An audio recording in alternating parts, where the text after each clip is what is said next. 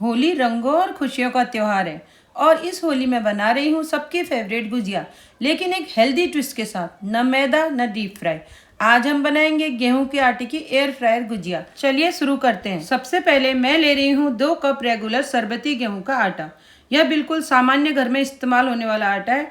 मैंने कोई खास अलग आटा नहीं लिया है। शरबती गेहूं का आटा इसलिए अच्छा रहता है क्योंकि इससे गुजिया की परत बहुत बढ़िया बनती है। यह आटा बेलने में भी आसान होता है और पकने के बाद अच्छा कुरकुरापन देता है। अगर आपके पास शरबती आटा नहीं है तो आप साधारण गेहूं का आटा भी ले सकते हैं। अब मैं इसमें डाल रही हूँ 1 कप बारीक सूजी। मैंने साधारण सूजी को मिक्सर में पीसकर थोड़ा फाइन कर लिया है। सूजी डालने से गुजिया में एक अलग ही तरह का टेक्सचर आता है। यह परत को हल्का सा और कुरकुरा परफेक्ट बाइट देती है। अब आटा और सूजी को अच्छे से मिला दीजिए। दोनों चीजें अच्छी तरह एक साथ हो जानी चाहिए। अब मोयन के लिए मैं इस्तेमाल कर रही हूँ देसी गाय का घी, जो मैंने घर पर ही बनाया है। मेरा घी थोड़ा जमा हुआ था, इसलिए मैं इसे पहले हल्का सा पिघला रही हूँ। आप मेरे घी का रंग देख सकते हैं, कितना सुंदर और सुनहरा है। यह बिल्कुल शुद्ध और घर का बना हुआ घी है। घर पर बनाए हुए घी की खुशबू ही अलग होती है। इसकी सुगंध इतनी अच्छी होती है कि मेरे बच्चे इसे बहुत पसंद करते हैं। अब आटा गूंथने के लिए हम इसमें मोयन डालेंगे। यहाँ मैं 4 बड़े चम्मच घी डाल रही हूँ। आप देख सकते हैं कि मैं पूरे 4 बड़े चम्मच ही इस्तेमाल कर रही हूँ। घी की मात्रा आप अपने अनुसार थोड़ा कम या ज्यादा भी कर सकते हैं। यह आपके आटे और सूजी की मात्रा पर भी निर्भर करता है। अब घी को आटे और सूजी में अच्छे से मिलाइए। हाथों से रगड़ते हुए अच्छे से मिलाइए। जब यह मिश्रण रेत जैसा दिखने लगे और मुट्ठी में दबाने पर हल्का सा बच जाए तो समझ लीजिए कि आपका मोयन बिल्कुल तैयार है।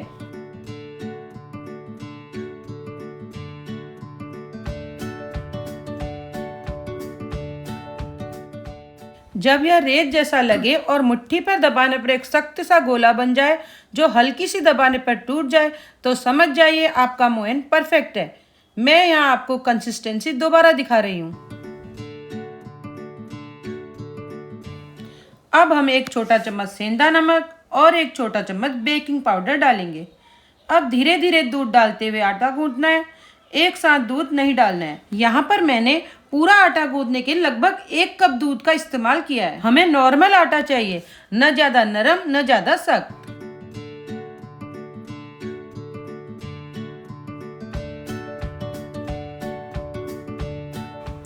अब आप देख सकते हैं आटा बिल्कुल रेडी हो गया है। अब हम इसे ढककर 30 मिनट के लिए रख देते हैं। जब तक आटा रेस्ट पर है, चलिए हम लोग फिलिंग की तैयारी कर लेते हैं।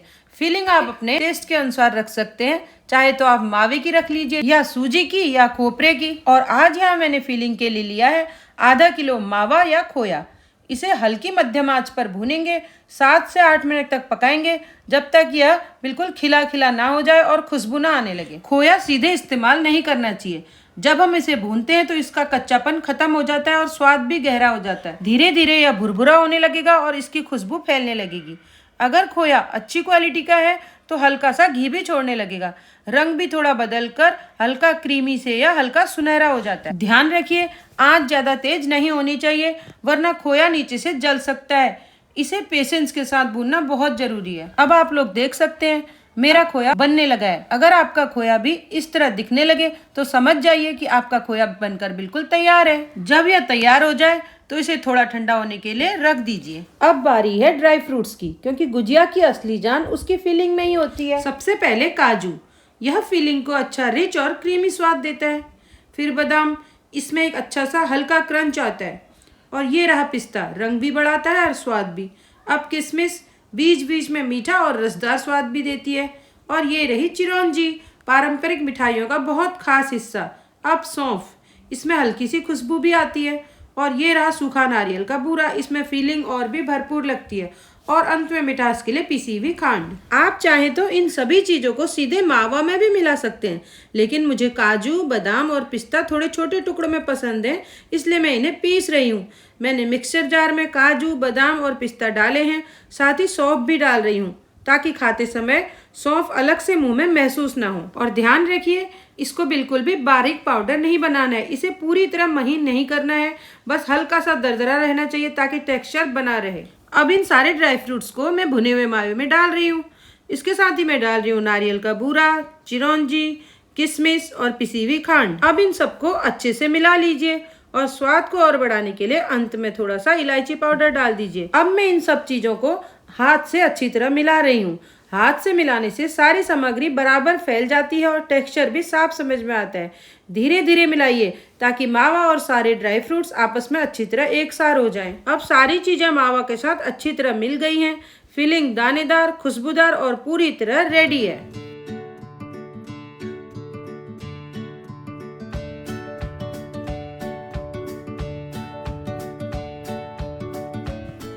अब आटा भी 30 से 35 मिनट आराम कर चुका है। आप देख सकते हैं आटा कितनी अच्छी तरह सेट हो गया है। मैं एक छोटी सी लोई तोड़ रही हूँ और इसे पूरी की तरह बेल रही हूँ। देखिए कितनी आसानी से ये छोटी सी एकसार पूरी बेली जा रही है। इसका मतलब ये है कि आटा बिल्कुल सही तरह से गूंथा गया था। यहाँ मैंने 2 पूरियाँ तैयार कर ली हैं। अब मैं इस्तेमाल कर रही हूँ एक बहुत ही साधारण गुजिया का सांचा। ऐसा सांचा आपको किसी भी पास की दुकान पर आसानी से मिल जाएगा। सबसे पहले पूरी को सांचे पर अच्छी तरह फैला दीजिए। अब अपनी पसंद के अनुसार इसमें फिलिंग डालिए। मुझे अपनी गुजिया में भरपूर फिलिंग पसंद है, इसलिए मैंने लगभग 2 बड़े चम्मच के बराबर भरावन डाली है। अब सांचा बंद करके इसे जोर से दबाइए। अगर जरूरत लगे तो उंगली से हल्का सा भरावन अंदर की तरफ दबा दीजिए ताकि बंद करते समय बाहर ना निकले। अच्छी तरह दबाइए, फिर अतिरिक्त आटा हटा दीजिए और देखिए कितनी सुंदर और परफेक्ट गुजिया तैयार हुई है। कितनी अच्छी लग रही है कि मन कर रहा है कि अभी ही खा लूं, लेकिन हमें पहले इसे पकाना है। तो चलिए इस प्रोसेस को एक बार फिर से देखते हैं।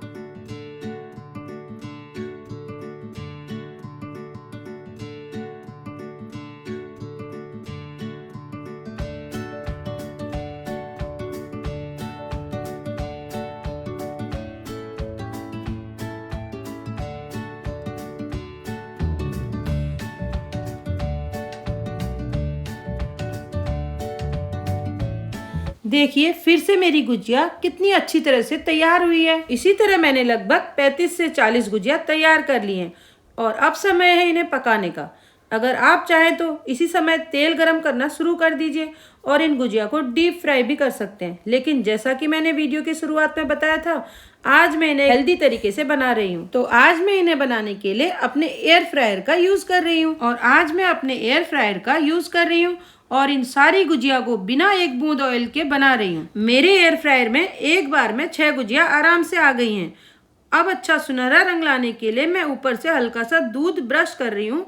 दूध लगाने से रंग भी सुंदर आता है और ऊपर की परत अच्छी तरह पकती है। अब इन्हें 180 डिग्री सेल्सियस पर 14 मिनट के लिए एयर फ्रायर कीजिए। 7वें मिनट पर यानी बीच में एक बार इन्हें पलट दीजिए। दूसरी तरफ पकाने के लिए पहले उस तरफ भी हल्का सा दूध लगा दीजिए, फिर बाकी समय तक दूसरी तरफ से भी अच्छे से पकने दीजिए और इस तरह बिना तेल के हमारी गुजिया एयर फ्रायर में तैयार हो जाएंगी।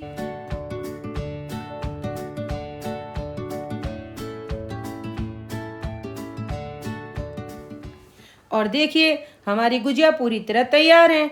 कितना सुंदर सुनहरा रंग आया है, बिल्कुल बराबर सिकाई हुई है और ऊपर से हल्की सी कुरकुरी परत भी दिख रही है।